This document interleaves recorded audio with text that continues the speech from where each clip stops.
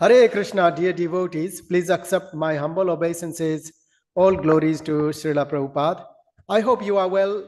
Welcome to today's session of reading from Bhagavad Gita. And first of all, I would like to offer my humble obeisances to His Divine Grace, Srila A.C. Bhaktivedanta Swami Prabhupada.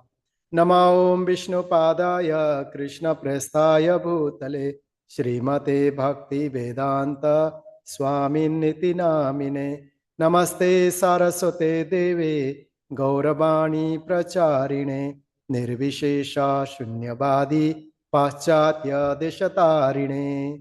So I'm going to share the screen of the text that I'm going to read today, which is here. So today is from chapter 15. The chapter is entitled The Yoga of the Supreme Person. The verse is verse number 6. So let me try to display the Sanskrit and the English transliteration both.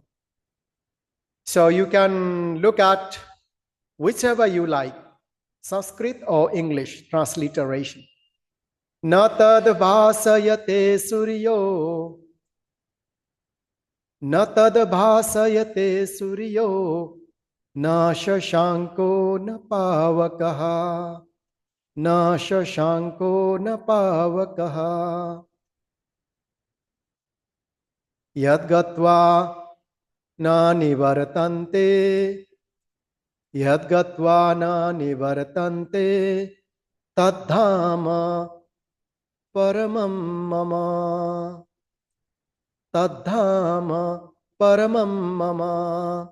Na tad bhāsayate sūryo, na śaśāṅko na pāvakaḥ, yad gatvā na nivartante, tad dhāma paramaṁ. Lord Krishna is saying in this verse that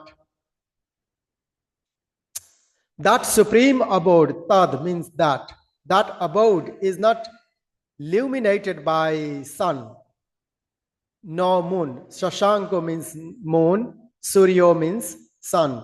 It's not brightened by sun or moon. So sun and moon are not required. However, in this material world, we need either sun and moon during the daytime and electricity during the night time. Remember, if there is no sun in this material world, then it would be dark all the time. And even we use electricity for lighting for a few hours a day, and the bill is so huge. If we have to use the electricity 24 hours a day, what the cost would be, we can imagine. So the role of the sunlight is very important for the material world. However, in the spiritual world, in Krishna's abode, there is no sun, no moon, no electricity. And once yad gatvā na nivartante, once you go to that planet, once one reaches that planet, yad gatvā na nivartante. Going where? Nobody, nivartante, nobody comes back. What is that place? Tad dhāma paramaṁ. That dham, that abode is the param, the supreme. Mama, that is my dham. Tad dhāma mama. That dham is mine. That dham is paramam, the supreme, the topmost. So the translation is, anyway, let me go through the word meanings also. No, not, tat, that, bhāsayate, illuminates, sūryaha, the sun, no, śaśāṅkaha, the moon, no, pāvakaḥ, fire, electricity, Yat, where? Gatvā, going. Na, never. Nivartante, they come back. Tad dhāma, that abode. Paramaṁ, supreme, mama, my. So, dear devotees, let's read out the translation. That supreme abode of mine is not illumined by the sun or moon, nor by fire or electricity. Those who reach it never return to this material world. Purport by His Divine Grace, Srila A.C. Bhaktivedanta Swami Prabhupada. Srila Prabhupada ki jai. The spiritual world, the abode of the Supreme Personality of Godhead Krishna, which is known as Krishna Loka, Golok Vrindavan, is described here. In the spiritual sky, there is no need of sunshine, moonshine, fire or electricity, because all the planets are self-luminous. We have only one planet in this universe, the sun, which is self-luminous, but all the planets in the spiritual sky are self-luminous. The shining effulgence of all those planets, called Vaikunthas, constitutes the shining sky known as the Brahmajyotir. Actually, the effulgence is emanating from the planet of Krishna, Goloka Vrindavan. So, the spiritual sky is brightened by Brahmajyoti light. That Brahmajyoti light is emanating from Golok Vrindavan, the planet of Lord Krishna. Part of that shining effulgence is covered by Mahatattva, the material world. Other than this, the major portion of that shining sky is full of spiritual planets, which are called Vaikunthas, chief of which is Golok Vrindavan. So the spiritual world, there are so many innumerable Vaikuntha planets, and in the middle of them is Golok Vrindavan, where Lord Krishna resides eternally with his devotees. All that Vaikuntha Golok Vrindavan is bright without the light of sun or moon or electricity or fire. So, continuing further, as long as a living entity is in this dark material world, he is in conditional life, but as soon as he reaches the spiritual sky by cutting through the false perverted tree of this material world, he becomes liberated. Then there is no chance of his coming back here.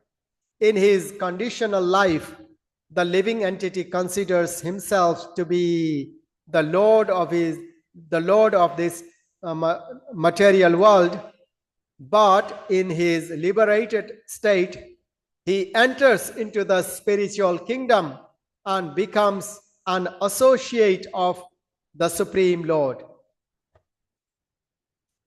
There he enjoys eternal bliss, eternal life, and full knowledge. One should be captivated by this information. He should desire to transfer himself to that eternal world and extricate himself from this false reflection of reality. Remember, devotees, I would like to add a little bit humble comment here. If we have burning desire to get out of this material world and transfer ourselves, as it says here, if we want to transfer ourselves to that eternal world, then we should be chanting in a very desperate mood, please Krishna, I really depend on you to get out of this place and come to the Vaikuntha planet to serve you eternally. So with that mood, we could be chanting. And Srila Prabhupada says here, he means any living entity should desire to transfer himself to that eternal world and extricate himself from this false reflection of reality.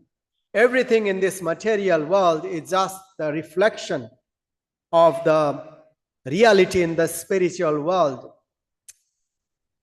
This is the place for us to reform ourselves, to purify ourselves, and be eligible to go home, back to Godhead, which is Vaikuntha planet, Vaikuntha Loka.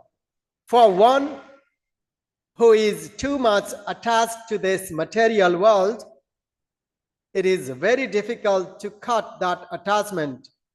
But if he takes to Krishna consciousness, there is a chance of gradually becoming detached. So in this material world, we are attached not with the material world itself, but there are so many things with which we are attached in this material world. For example, family members, wealth, name, fame, glories, and any lustful activities. It can be lust, can be in many forms. For example, lust for fashion, desire for fashion, desire is kama. Kama is lust. So lust for money, lust for sense gratification, etc. These things bind us. We don't say that we have to abandon family members. We must stop making money for daily life, daily requirements. No, we can continue, but we can dovetail. We can dovetail with Krishna consciousness. We can keep Krishna in the center. Srila Bhaktivinoda Thakur, who was the father of Srila Bhaktisiddhanta Saraswati Thakur, was householder. He was working in a government department for a senior post, and yet he was the best householder devotee, we can say. And Ambarish, King Ambarish, in Srimad Bhagavatam, Canto 8, there is a story of King Ambarish, Canto 8, Chapter 4. If you want to go and read, King Ambarish, he was a king. Was he king of one country? No.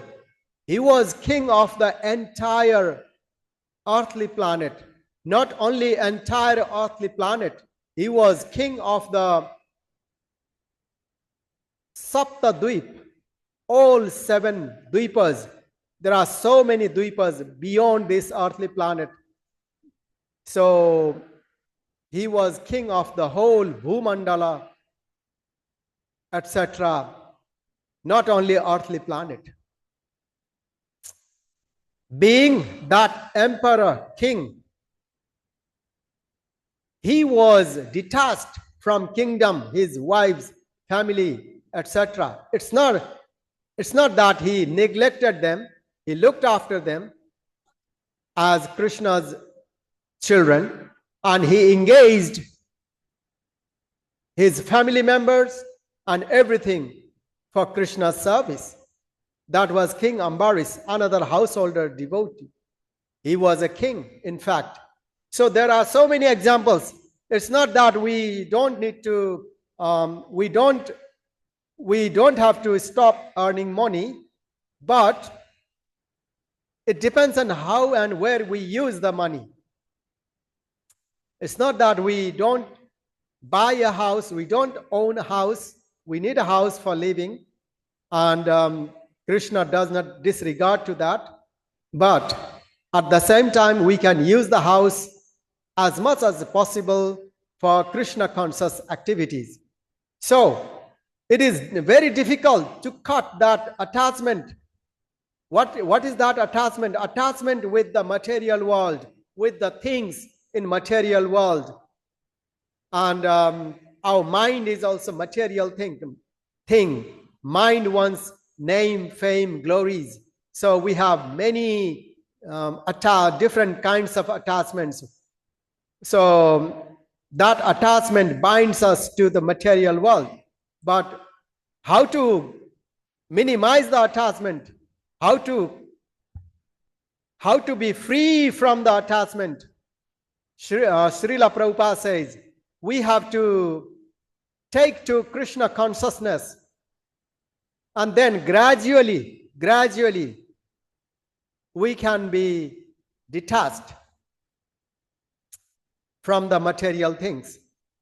The only good attachment is attachment to the Supreme Lord, attachment to the devotional service, attachment in serving devotees, attachment in chanting holy names, attachment in performing arati of Lord Krishna, worshipping Lord Krishna, etc., cooking for Lord Krishna. That is good attachment. That is very good. I continue reading further. One has to associate himself with devotees, those who are in Krishna consciousness. One should search out a society dedicated to Krishna consciousness and learn how to discharge devotional service. Here in this sentence we just read, the devotee association is highly emphasized by Srila Prabhupada here, where he says one should search out a society dedicated to Krishna consciousness and learn how to discharge devotional service. In this way, he can cut off his attachment to the material world. So that is the only way to cut off the attachment to the material world, by taking to Krishna consciousness, by being eager, desirous to get out of this material world. One cannot become detached from the attraction of the material world simply by dressing himself in saffron cloth. So Srila Prabhupada says here, if somebody wears saffron cloth, appears like sannyasi or brahmachari, and internally he is not sannyasi or brahmachari, that doesn't help. He cannot become detached from material world. I give you one example. Suppose sannyasi is wearing sannyasa dress, or brahmachari, he is not willing to serve Krishna, he doesn't serve Krishna, his reason of being sannyasi or brahmachari is something else. And if something goes wrong, little bit thing behind the scene, he or she becomes very agitated, angry, loses control, and no humility, then that doesn't help. One cannot be detached just by wearing cloth. Internal change is important. Prabhupada does not mean that external dressing is not important. Just like a policeman is recognized by his uniform. Everybody has their symbol, uniform, outfit that distinguishes from the other communities, and it's easy to recognize. When Vaishnavas dress in certain way, they have their dress, and if they go out in the market or outside anywhere for Harinam, from distance people they may recognize, oh, here is Hare Krishna, oh, here is a Vaishnava sadhu. Then they say Hare Krishna to that person, to the devotee. So the person who wouldn't have said Hare Krishna can get the opportunity to say Hare Krishna. So dresses are symbolic things. the identity. However, dress alone is not sufficient. Internal change, cultivation of good habit, good devotional habit is very important. That's what Srila Prabhupada is saying here. He must become attached to the devotional service of the Lord. Therefore, one should take it very seriously that devotional service, as described in the 12th chapter, is the only way to get out of this false representation of the real tree. In chapter 14, the contamination of all kinds of processes by material nature is described. Only devotional service is described as purely as transcendental. The words paramaṁ are very important here. Actually, every nook and corner is the property of the Supreme Lord, but the spiritual world is paramaṁ, full of 6 opulences. So I would like to pause and add my humble comment here. Here what we read, it says that entire spiritual world and the material world belongs to Lord Krishna, the Supreme Lord. Then even the material world belongs to him. Then why? So material world is also Krishna's property. Then why the Lord says the spiritual world as his paramaṁ, paramdham? Why? Because that's where Krishna eternally resides with his associates. I give you one example. The entire country belongs to king or queen. Right now in England, we have king. King is the owner, head of the state of the entire kingdom. And the jail, prison house also belongs to king. The palace also belongs to king. So, but when king goes to the prison, although prison belongs to him, he doesn't say, this is mine. He says, only his palace is mine. That's what he says. He says his palace is his home. So that's how we have to understand this. The Katha Upanishad 2.2.15 also confirms that in the spiritual world, there is no need of sunshine, moonshine, or stars. Na tatra sūryo bhāti na chandra tarakam.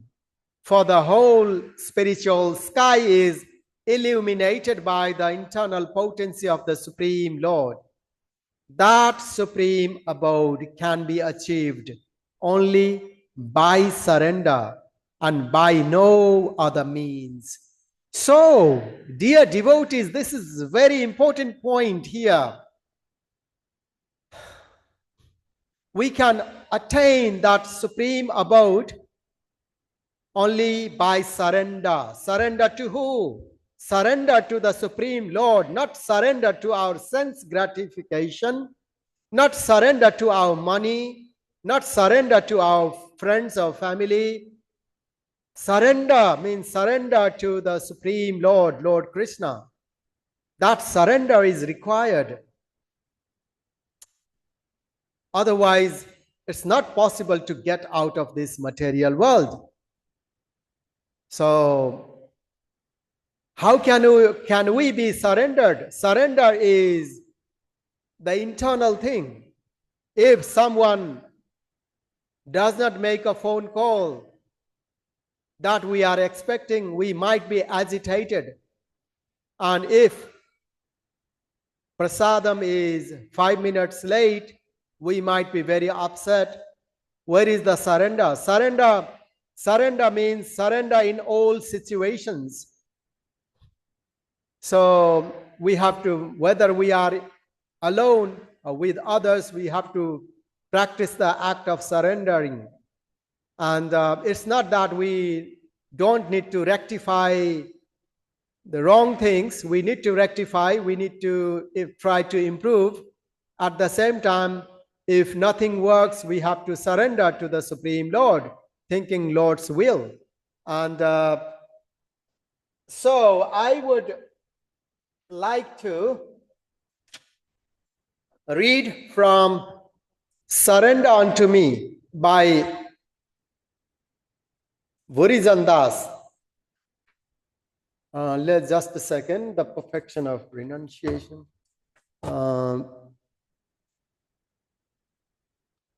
Just little bit passage I would like to read. The Yoga of the Supreme. It just disappeared. The Yoga of the Supreme. So here,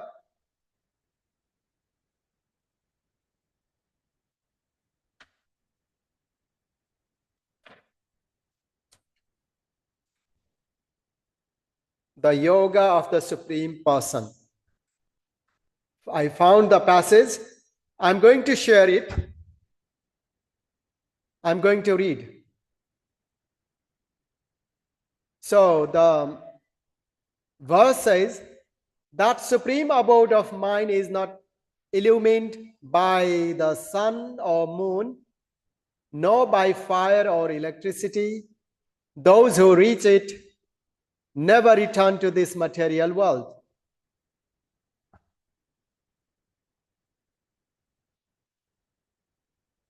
And Vurijan Prabhu writes, as he did in Bhagavad Gita 8:20, Krishna gives a brief description of the spiritual world. Srila Prabhupada says we should be captivated by this information, because if we are not, we will tend to be enamored with the objects of sense enjoyment and will endlessly transfer from one field of activity to another, jumping from one branch to branch in the cycle of samsara. If we are not surrendered, if we don't have eagerness, deep burning desire or lowlium to get out of this material world and attain the spiritual world, we will be attached to the things in material world.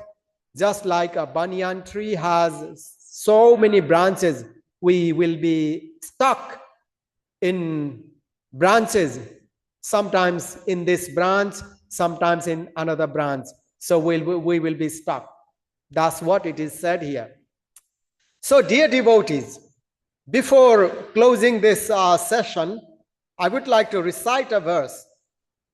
Yatra yogeshwaraha Krishno Yatra parthor dhanurdaraha Tatra shrir vijayor bhutir Dhruva nitir mama Dhruva nitir matir mama. Wherever there is Krishna, the master of all mystics, and wherever there is Arjuna, the supreme archer, there will also be opulence, victory, extraordinary power and morality. With this note, I would like to stop. Before going, Hare Krishna, Krishna Krishna, Hare Hare, Hare Rama, Rama Rama, Hare Hare. Srila Prabhupada ki jai. Hare Krishna.